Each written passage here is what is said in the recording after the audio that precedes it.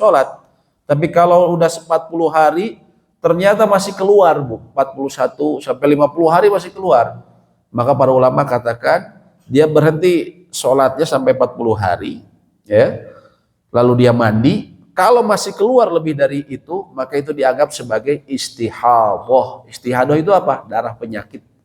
Darah kayak keluar dari hormon, ya. Bapak-bapak juga harus tahu nih Pak ya, karena mungkin bapak-bapak punya istri ataupun anak-anak menantu ataupun istri, ya, harus tahu juga, ya.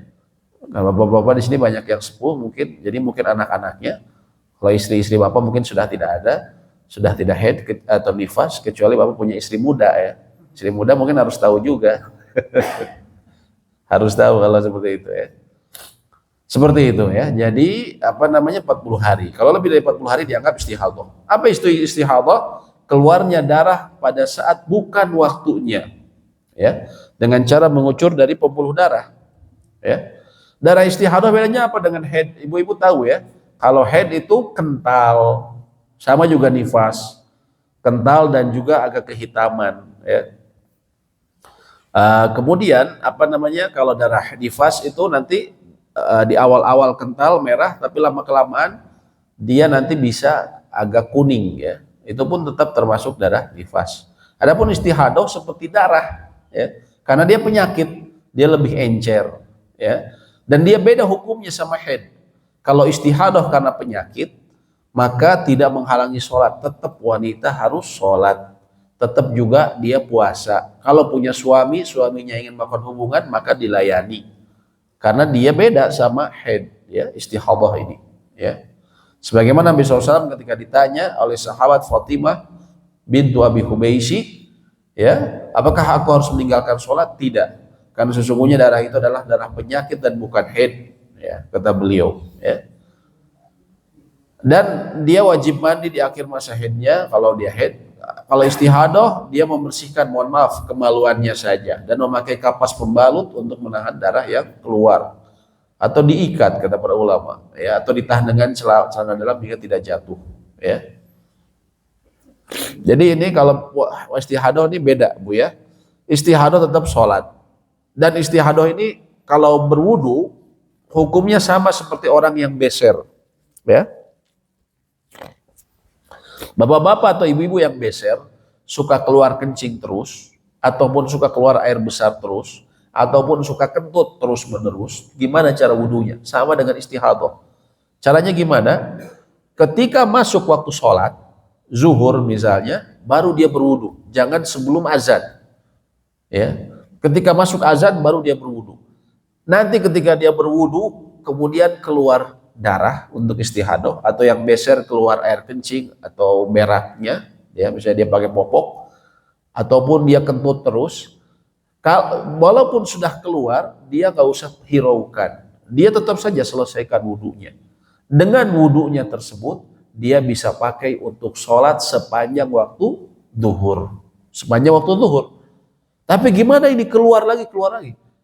Tidak mengapa, karena ini disebutnya al-hadasu ad-daim. Orang ini termasuk orang yang mendapatkan udzur, yaitu dia selalu keluar hadasnya. Sulit untuk mengontrol, kan di tubuh kita, ya. Kalau orang masih muda bisa ditahan kencingnya, tapi kalau orang sudah sakit, ya, ataupun sudah usia sepuh, sulit dikontrol. Begitu dengan wanita yang istihadhah. Maka pada saat itu dia berwudu ketika azan, ya, ketika keluar setelahnya maka tidak mengapa, dia bisa laksanakan selama waktu zuhur. Nanti ketika masuk asar wudu lagi, dan dia disunahkan untuk dibersihkan, ya, bekasnya. Itu mengenai istihadhah. Sedikit lagi mengenai istihadhah, ya, yaitu kalau wanita memiliki kebiasaan haid yang jelas dan dia tahu bahwa dia juga suka istihadhah, ya, maka dia tidak sholat dan puasa berdasarkan kebiasaan haid. Biasanya saya haidnya wanita itu 7 hari misalnya, atau kalau saya, anak perempuan saya biasanya 5 hari.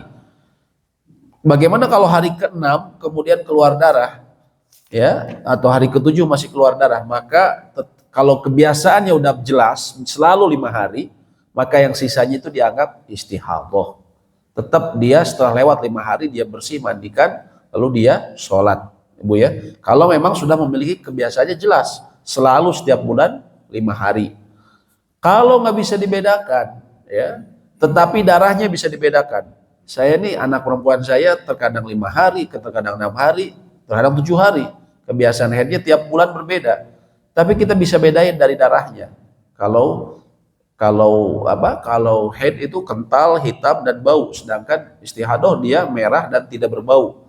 Maka kita lihat, kalau memangnya bingung, kita lihat darahnya. Oh, ini darahnya cuman merah saja dan nggak berbau. Kalau gitu harus sholat, mandi dan sholat. Ya. Kemudian yang terakhir, yang ketiga, kalau dia tidak memiliki kebiasaan haid dan juga darahnya nggak bisa dibedakan, ya, nggak bisa dibedakan, ya. Maka bila seperti itu, ya, dia mengambil kebiasaan, ya, selama waktu haid wanita pada umumnya 6 atau 7 hari, ya. Sedangkan lebih dari itu dianggap sebagai istihadah. Sebagaimana ini Nabi SAW katakan kepada Hamnah bintu Jais, innama hiya raqdatun minasyaitan, itu adalah sebuah gangguan dari syaitan. Fatahayyadi sittata ayyam aw sab'ata ayyam, maka jadikanlah dirimu berstatus haid selama 6 atau 7 hari, kemudian mandilah, bila kamu telah suci maka sholat dan berpuasalah. Seperti itu Bu ya. Jadi kalau nggak bisa dibedain, kebiasaannya tiap bulan selalu berbeda, udah gitu darahnya sulit dibedain, ya, maka tetap yang dianggap haidnya adalah 6 atau 7 hari. Lebih dari situ dianggap sebagai istihadah. Anak ibu suruh mandi, suruh sholat. Lebih dari 7 hari. Karena itu bisa jadi gangguan dari syaitan, kata Nabi SAW. Kok bisa syaitan ngurusin haid? Allahu a'lam, ya. Yang menyampaikan ini adalah aminus sama, kepercayaan langit yang menciptakan seorang wanita, ya. Kepercayaan Allah. Jadi di situ disebutkan memang syaitan bisa, dan syaitan ini kan kata Nabi SAW, yajri majrodamil insan. Syaitan itu bisa masuk, ya. Dia bergerak di aliran darah manusia. Itu syaitan. Makanya kenapa terkadang orang lagi diam-diam dia bisa tercetus rencana jahat. Ya, kenapa? Karena syaitan masuk. Makanya kita diperintahkan untuk memperbanyak berzikir itu. Supaya ketika kita nggak ngelamun masuk pikiran-pikiran syaitan. Ya. Makanya kita sekarang banyak kasus kejahatan. Ini orang selama ini dikenal baik-baik, pendiam segala macam. Tiba-tiba kejahatannya serius, membunuh apa? Yang dibunuh kadang keluarganya sendiri, naudzubillah, dan segala macam. Karena bisa jadi syaitan masuk ketika dia tadi, ya, dalam keadaan diam. Allahu a'lam bishawab. Demikian yang bisa kami sampaikan, semoga memberikan manfaat. Apabila ada pertanyaan ataupun diskusi, saya persilahkan. Mangga, Pak.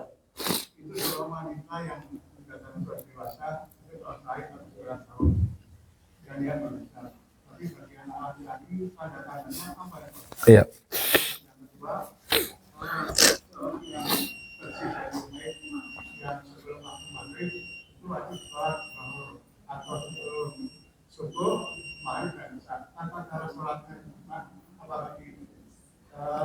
Maghrib isya dulu, asar dulu. Ya. Iya.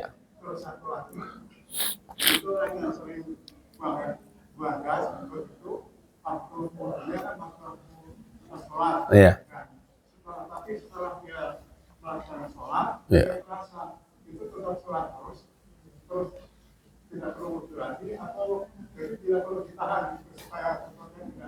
Iya. Iya. Ya, baik. Allahu a'lam bishawab. Yang pertama mengenai laki-laki, Pak ya. Bagaimana baliknya? Laki-laki balik dengan mimpi basah, ya. Seorang anak remaja dia mimpi, ya, kemudian dia mengeluarkan cairan mani, ya, maka dia telah menjadi balik. Kecuali kalau misalnya sampai usia 15 tahun seorang anak laki-laki tidak mimpi-mimpi dan perempuan tidak haid, maka tetap dianggap 15 tahun ini sebagai usia balik menurut fuqaha, mayoritas fuqaha, umumnya para ahli fikih. Jadi kalau sudah 15 tahun mau mimpi atau bagi laki-laki ataupun perempuan dia tidak haid, belum haid, maka dianggap sudah balik ketika usia 15 tahun. Ya, batasnya maksimalnya 15 tahun. Yang kedua mengenai tadi yang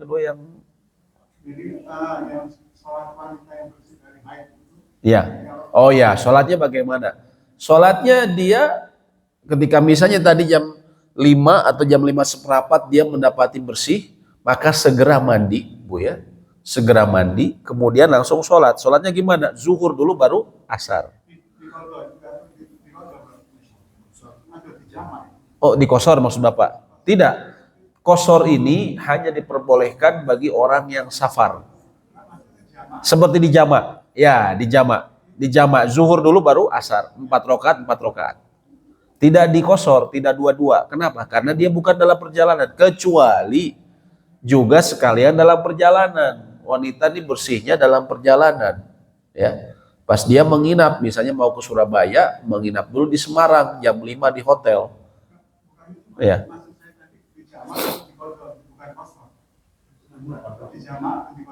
Iya. Maksud apa mungkin kalau qadha itu melaksanakan di luar waktu. Iya. Iya, Pak. Jadi kalau asar itu waktu daruri li sholati zuhri. Dia waktu darurat untuk sholat zuhur. Seseorang yang dia mengalami apa namanya kondisi yang tidak bisa melaksanakan sholat ketika waktu zuhur, ya misalnya dokter yang mau operasi, ya, maka dia boleh melaksanakan zuhurnya di waktu asar. Tapi tentunya ini dalam kondisi seperti itu. Dia ketika melaksanakan di waktu asar, bedanya begini Pak. Bedanya sama qadha, dia tetap disebutnya adaan. Adaan ini maksudnya apa? Dia tetap melaksanakan di waktunya. Hanya ini saja ini waktu daruri, waktu darurat. Tapi kalau dia melaksanakannya di waktu maghrib, ya, terlewat karena kondisi tertentu, akhirnya saya bisa sholat zuhur dan asar saya, benar-benar saya nggak bisa. Lagi musibah misalnya ada banjir segala macam. Naudzubillah min dzalik. Atau benar-benar lupa atau tertidur, maka kata Nabi SAW, sholatnya ketika dia teringat, saya baru ingat atau baru bangun dari tidur saya benar-benar ada kerjaan ini, tidur jam 11 siang, bangun jam 7 misalnya. Berarti dia lewat waktu berapa ini nih? Ya, apa yang harus dia lakukan? Ketika waktu Isya, dia sholat itu semua. Sholat waktu zuhur, asar, dan maghrib. Dia lewat 3 waktu sholat. Hanya saja dia ketika itu, dia melaksanakan zuhur dan asarnya dianggap qadha. Bedanya itu. Tetap dilaksanakan sholatnya seperti biasa, tapi statusnya dia mengqadha. Tapi kalau dia tadi melaksanakan zuhur di waktu asar, disebutnya tetap ada. Dia melaksanakan di waktu yang diperbolehkan. Hanya saja maksudnya waktu darurat, bukan waktu yang pilihannya. Yang zuhur dulu, gitu. Iya kan belum masuk waktu subuh. Belum masuk waktu subuh. Kalau dia bersih waktu subuh, ya dia mandi langsung saat subuh saja. Tapi kalau dia bersih sebelum masuk waktu subuh, maka dia laksanakan. Bagaimana kalau misalnya ibu-ibu, anak ibu misalnya sebelum subuh bersih, ya, waduh ini bersih, tapi kemudian karena 1 dan 2 hal baru bisa mandi setelah subuh. Apa yang harus dilakukan? Dia tetap melaksanakan, tapi judulnya ini qadha, mengqadha yang barusan. Kalau dia laksanakan di waktunya tadi, dia disebutnya ada, dalam istilah usul fikih itu dia ada, melaksanakan di waktunya, hanya saja di waktu darurat. Itu bedanya Pak ya, seperti itu. Yang ketiga Bapak tadi? Iya. Betul. Iya. Iya. Iya. Kalau orang yang sulit mengkontrol, ya, mengontrol keluarnya baik dari dubur ataupun kubul, dari depan ataupun belakang, ya, kubul ataupun dubur. Kalau sulit dikontrol memang karena penyakit, ya, kencing, berak ataupun kentut, maka dia termasuk jadi ashabul a'dzar disebutnya, orang-orang yang mendapatkan uzur. Kondisi seperti itu, walaupun dia keluar, kan biasanya kalau orang tua kalau sudah sepuh bahkan dikasih pampers kan, seperti itu Pak ya. Kalau walaupun sudah keluar, nggak usah dia balik lagi ke WC lagi, wudhu lagi, nggak usah, ya. Tapi dia teruskan saja wudhunya. Biasanya sambil wudhu nih ketut-ketut, baru saja mulai dut, habis ini dut kan selesai, gitu kan. Tapi selesaikan saja walaupun sudah rentetan dut dilewatkan sama dia, gitu. Wudhu saja terus. Setelah itu dia sholat, ya. walaupun dia kentut lagi. Kenapa? Karena dia orang yang mendapatkan uzur. Dia nggak mungkin karena nggak akan berhenti, nggak akan selesai dia. Saya pernah punya keluarga jauh, keluarga yang seperti itu, sudah sepuh, terus akhirnya dia stres dan dia nggak mau, akhirnya dia nggak sholat. Kenapa? Karena keluar terus pakai pampers. Ini karena nggak tahu ilmunya. Tetapi saya tetap sholat dalam keadaan seperti itu. La yukallifullahu nafsan illa usaha. Allah tidak membebani seseorang sesuai dengan kemampuannya. Ya. Dia tetap sholat dengan keadaannya seperti itu. Tapi nanti masuk sholat asar, dia wudhu lagi. Dalam mazhab Imam Syafi'i, dia harus bersihkan lagi. Kalau memungkinkan. Jadi dalam sholat itu nggak boleh menahan yang seperti itu. Kalau dia penyakit, keluarkan saja. Tapi kalau bapak sehat, ya ditahan. Apalagi kalau di soft pertama, pak ya nanti dipukul ribut jamaah nanti. Nanti apalagi di soft pertama ya. Ya kalau bisa. Tapi begini, hukum menahan kencing dan juga yang keluar dari dubur ataupun dubur ketika mau sholat itu hukumnya makruh. Jadi seseorang kalau sakit perut ataupun ingin kencing, tapi udah misalnya mau sholat berjamaah, sudah qomat, apa yang harus dilakukan? Aduh saya tahu ketinggalan bareng sama imam dari awal. Kalau dia tadi mau kencing ataupun berak, maka yang utama dia selesaikan hajatnya.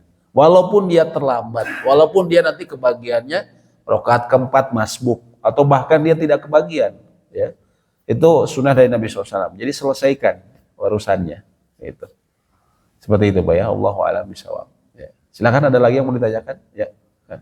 Kalau ada perempuan di bulan Ramadan, dia dari waktu fajar sampai maghrib dia puasa. Iya. Tahunya dia semenit menjelang maghrib. Iya. Apakah dia lanjut puasanya atau dibatalkan? Ya. Ketika hidangan semua sudah tersedia, gitu kan, puasa udah mau siap makan, nah, dia udah senang-senang, tiba-tiba 5 menit atau semenit sebelumnya, tiba-tiba kalau semenit itu masih ihtimal ya, kemungkinan bisa jadi sudah masuk maghrib ya. Anggaplah 5 menit atau 10 menit lah, agak jauh ya.